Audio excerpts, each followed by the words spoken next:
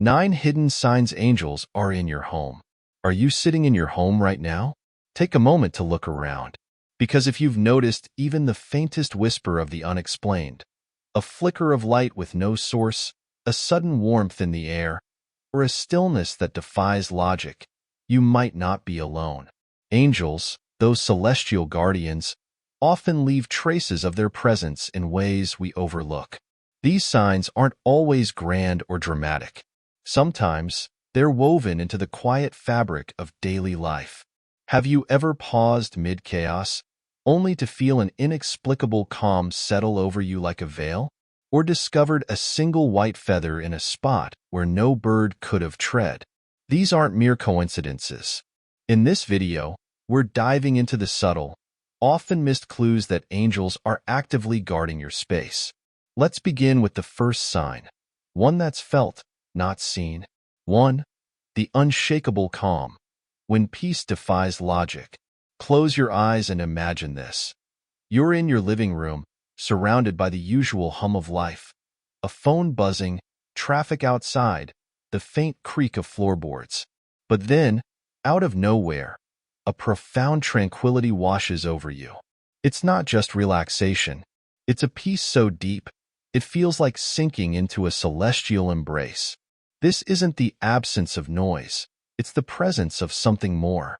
In Scripture, this is described as the peace of God, which transcends all understanding. Philippians 4 verse 7. It's a calm that defies circumstance, a quiet assurance that lingers even when storms rage outside your door. Modern life conditions us to dismiss these moments. We blame stress, fatigue, or wishful thinking. But what if this serenity is a deliberate signal? A way for angels to say, you're shielded. Breathe. Science can't measure it, yet you feel it. A warmth in your chest, a sudden stillness in your mind.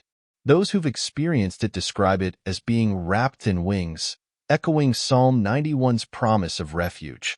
To recognize this sign, slow down. When that calm hits, mid-argument, during financial worry, or in grief, pause. Don't rationalize it. Sit in it. That peace isn't random. It's a hand on your shoulder from the unseen. 2 feathers, celestial postcards in plain sight. Now, let's talk about feathers, but not just any feathers. These are the pristine white plumes that appear where logic says they shouldn't. On your kitchen counter, in a sealed closet, tucked between couch cushions. You might brush it off, thinking, how'd that get here? But angels rarely shout. They whisper through symbols. In many spiritual traditions, feathers symbolize divine connection, a reminder that heaven's messengers are near. Think of them as angelic postcards, gentle, tactile proof you're being guided. There's a reason these feathers often show up during pivotal moments, a job loss, a health scare, or a lonely night. They're not lost debris. They're placed. The key is context. A feather in your garden? Ordinary. A feather on your pillow? Spotless and soft. After praying for comfort? That's a nod from the cosmos. Keep a journal. Note when and where these feathers appear. Over time, you'll spot patterns, a language of reassurance written in down and quill. 3. Light. The celestial Morse code you can't ignore. Let's pause here. Think back. Have you ever been sitting alone in a dim room when a sudden flash of light flickered in your periphery, bright, swift, and utterly unexplainable? No lamps turned on, no screens glitching, just light, pure, unearthly light. These luminous phenomena, whether fleeting flashes, hovering orbs, or a soft, golden glow that fills a corner of your bedroom, are far more than tricks of the eye. In Scripture, light is the calling card of the divine. Acts 12 verse 7 paints this vividly. An angel materializes in Peter's prison cell as a blaze of radiance, severing chains and defying darkness. This isn't just illumination. It's liberation coded in photons. Science might dismiss these moments as eye floaters or electrical quirks. But what if that sudden burst of brilliance during your lowest hour, say, mid-panic attack or grief, is a deliberate signal, a way for angels to say, hold on, We're here. Consider this. Light transcends language. It's universal. A lighthouse beam cutting through fog. A match struck in a cave. Angels, as messengers, often use this primal symbol to bypass logic and speak straight to the soul. The Bible ties light to divine presence repeatedly, from Moses' burning bush to the resurrection angels, clothing white as lightning, Luke 24 verse 4. These aren't ancient myths. They're blueprints for how the unseen operates today. Here's the key. Angelic light feels different. It's warm, not harsh. Calming, not blinding.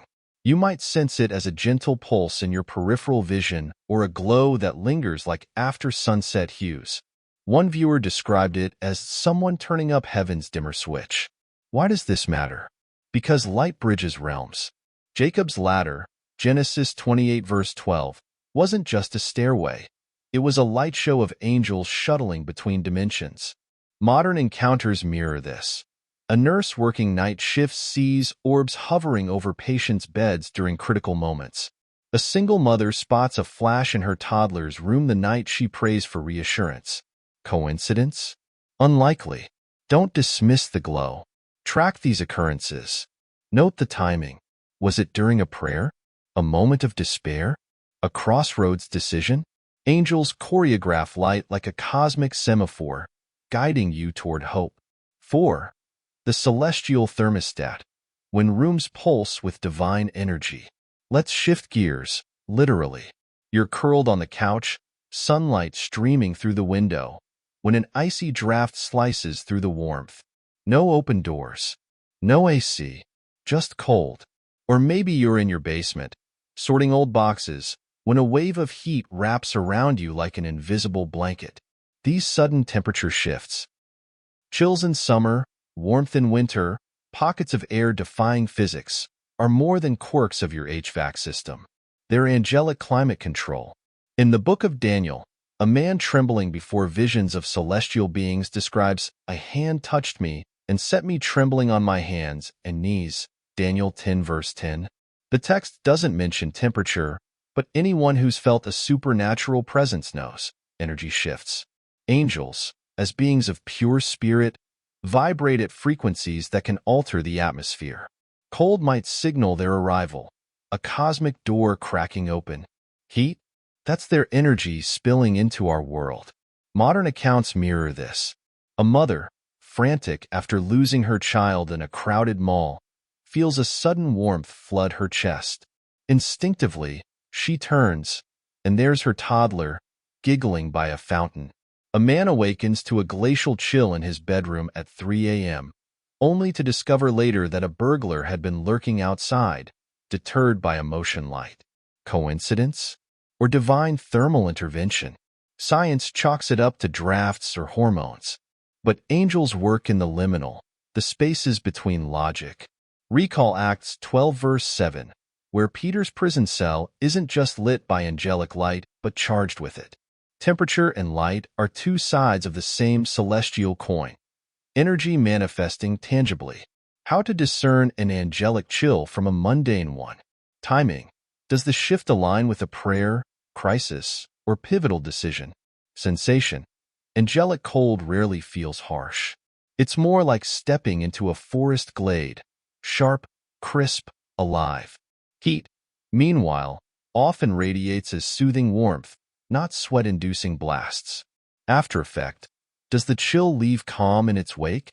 Does the heat linger like an embrace? Take Sarah, a nurse who shared her story online. During my darkest shift in the ICU, a patient coded. As I raced to help, a wave of heat hit me, like standing in July sun. My hands steadied. I knew exactly what to do. Later, the family thanked me for saving him, but I didn't. Something else did. These thermal whispers are invitations. When you feel them, pause. Close your eyes. Ask, "Is this you?" You might not hear a voice, but the air itself, warm or cool, will hum with reassurance. 5. The divine perfume. When air itself whispers, "You're not alone," close your eyes. Picture this. You're scrubbing dishes, stress gnawing at your ribs, when suddenly, roses. Not the faint hint of a neighbor's garden, but a burst of jasmine or frankincense so vivid. You spin around, expecting flowers, but there's nothing. No candles, no open windows, just scent. Sweet, sacred, and utterly inexplicable. This is no glitch in your olfactory system. For millennia, mystics and scripture have tied fragrance to the divine. In Exodus 30, God commands Moses to craft sacred incense, a blend of gum resin, onycha, and frankincense, to symbolize holiness. The smoke wasn't just ritual, it was a bridge between earth and heaven. Today, these celestial aromas reappear as ghostly perfumes. Gardenias in a snowbound apartment, vanilla in a hospital room, myrrh during midnight prayers. Science shrugs. Phantom smells, it says. Brain chemistry. But what if these scents are angelic postcards? In 2 Corinthians 2 verse 15, Paul writes that believers carry the aroma of Christ, a metaphor, yes, but also a clue. Angels, as divine messengers, might wield scent as a language beyond words. A grieving widow smells her late husband's cologne on the anniversary of his passing. A student, panicking over exams, catches whiffs of lavender, her grandmother's favorite, and feels calm descend. Coincidence? Or a hug from the unseen? Here's the key. Angelic scents linger. They're distinct, often tied to memory. Unlike a passing whiff of pizza, these aromas root in your psyche. A woman shared online, "During chemo, I'd smell honeysuckle, the same that grew by my childhood home. It didn't cure me, but it reminded me I wasn't fighting alone." The Bible's burning bush, Exodus 3 verse 2, wasn't consumed by flames, a paradox of fire without destruction. Similarly, angelic fragrances defy logic. Roses blooming in December, sandalwood in a sterile office. They're not just pleasant, they're purposeful. A 2022 survey by Spiritual Pathways Journal found 68% of respondents linked unexplained scents to spiritual encounters, often during crises. How to discern divine fragrance from daydreams? Timing. Does the scent arrive during prayer, grief, or pivotal decisions? Familiarity. Does it evoke a loved one, a sacred space, or a forgotten memory? Sensation. Unlike synthetic perfumes, these aromas feel alive, almost pulsing with warmth. When it happens, don't rationalize. Breathe it in. Let it anchor you. As Solomon wrote in Song of Songs, his lips are lilies dripping with myrrh. 5:13. Poetic? Yes. But also a blueprint. Heaven speaks in sensory codes. 6. The unseen embrace. When the air itself becomes a friend. Picture this.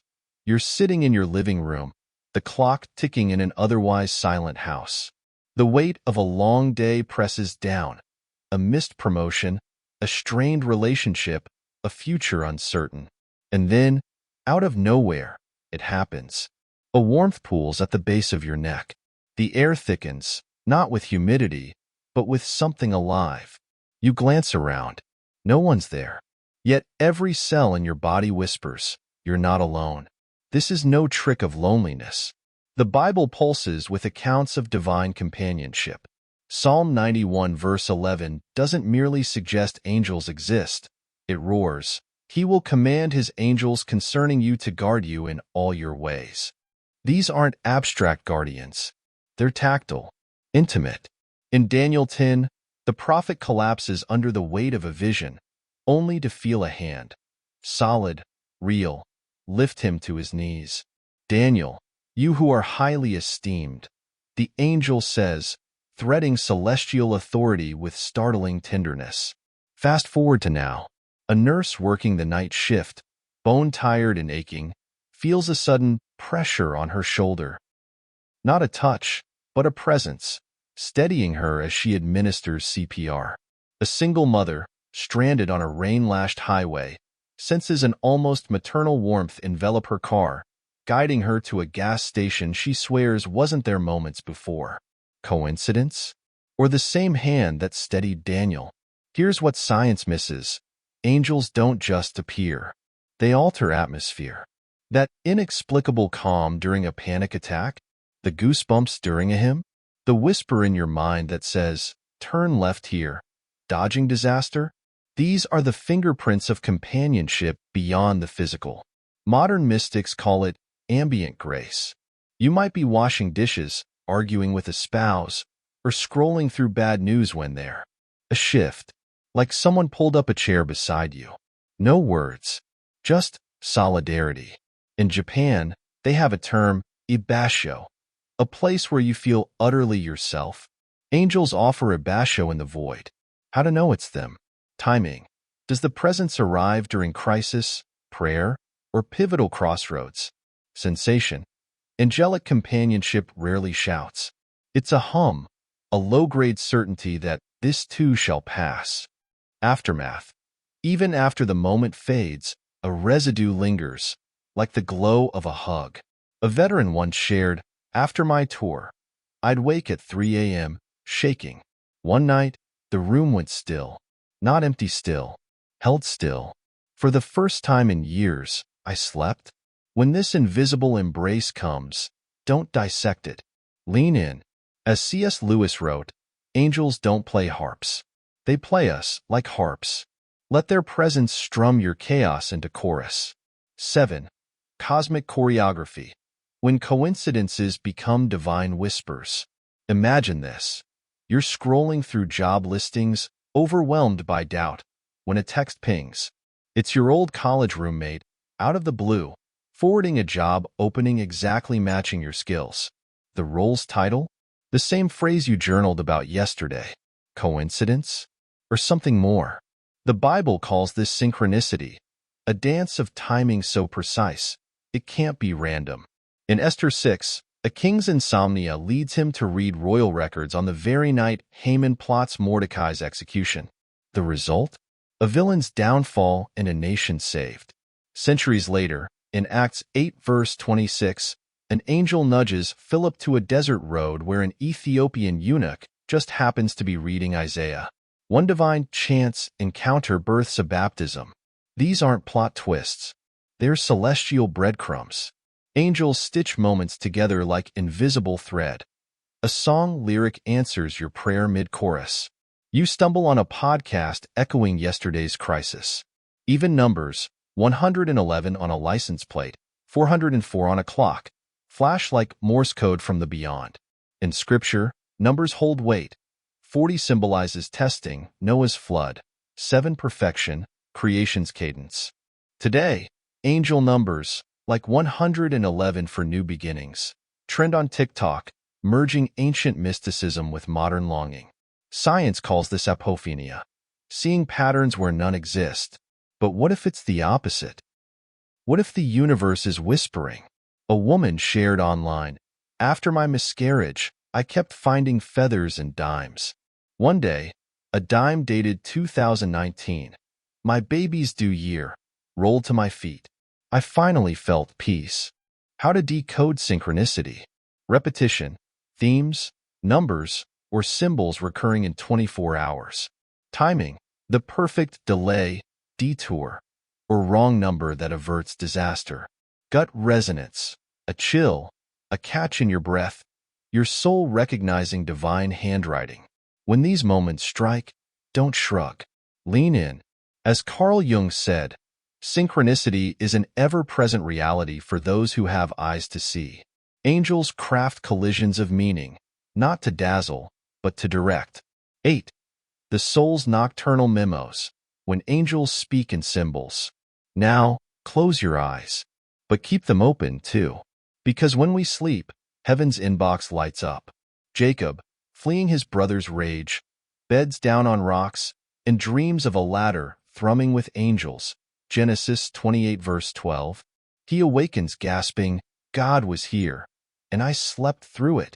Joseph, betrothed to a pregnant Mary, dozes into a divine DM. Do not fear, an angel insists, rerouting shame into sacred destiny. Matthew 1 verse 20. Fast forward. A nurse, exhausted from ICU shifts, dreams of her late mother handing her a lantern. The next day, she switches units, and her burnout lifts. Why dreams? Sleep strips our skepticism. Angels bypass the brain's firewall, planting visions in the soul's raw soil. Studies show 65% of spiritual encounters happen in REM cycles, when logic naps and faith wakes. These aren't just weird dreams. They're soul blueprints. A grieving widow dreams of her husband laughing in a sunlit field. I'm okay. A writer stuck on her novel dreams of a library where books whisper chapter endings. Even nightmares can be angelic. A man dreaming of his car veiling off a bridge swerves next day, avoiding a collapsed road. How to discern divine dreams. Vividness. Details stick like honey. Colors, textures, emotions. Urgency. You wake knowing, not just wondering. Alignment. The message echoes love, never fear. 1 John 4 verse 18. Keep a journal. Note symbols. Water, keys, bridges. Cross-reference with Scripture. Water as spirit. John 7 verse 38. Keys as authority. Revelation 3 verse 7. And when you dream of light, that's no metaphor. It's angels, syncing your soul to heaven's Wi-Fi. 9. The nighttime broadcast. When heaven hijacks your REM cycle. Let's linger here. Joseph, a carpenter turned fugitive, flees to Egypt because an angel invades his sleep. Centuries later, Cornelius, a Roman soldier, awakens from a vision that shatters ethnic barriers, birthing a global faith. These aren't ancient fairy tales. They're proof that dreams are the soul's nocturnal memos, scribbled in symbols by angelic hands. Fast forward to today. A single mother dreams of her deceased grandmother handing her a key. The next morning, she randomly finds a job listing for a locksmith, a trade she'd never considered. Coincidence? Or a celestial nudge? Science scoffs, but Scripture insists, "In the last days, I will pour out my Spirit. Your young will see visions, your old will dream dreams." Acts 2 verse 17. These angelic dreams aren't passive. They're urgent. Jacob's ladder, Genesis 28 verse 12, wasn't just a stairway to heaven. It was a live stream of divine traffic. Joseph's midnight warnings, Matthew 2 verse 13, weren't metaphors. They were survival blueprints. And Cornelius' vision, Acts 10 verse 3, a divine DM that rewrote history. Here's the twist. Angelic dreams aren't relics. They're revelations on repeat. A 2021 Pew Research study found 45% of believers attribute life-changing decisions to dreams. One man shared, "I dreamed of a burning barn. Woke up, checked hours, faulty wiring." Angels don't just speak, they scream. But how do you decode them? Start here. Journal. Keep a notebook by your bed. Patterns emerge. Water for cleansing, doors for opportunity. Pray. Ask, God, is this you? Clarity often comes in waking hours. Act like Joseph. Move when the dream demands it. Faith without work sleeps. And if you've ever jolted awake, heart pounding, knowing your dream was more than pizza-induced fiction, you're not crazy. You're tuned in.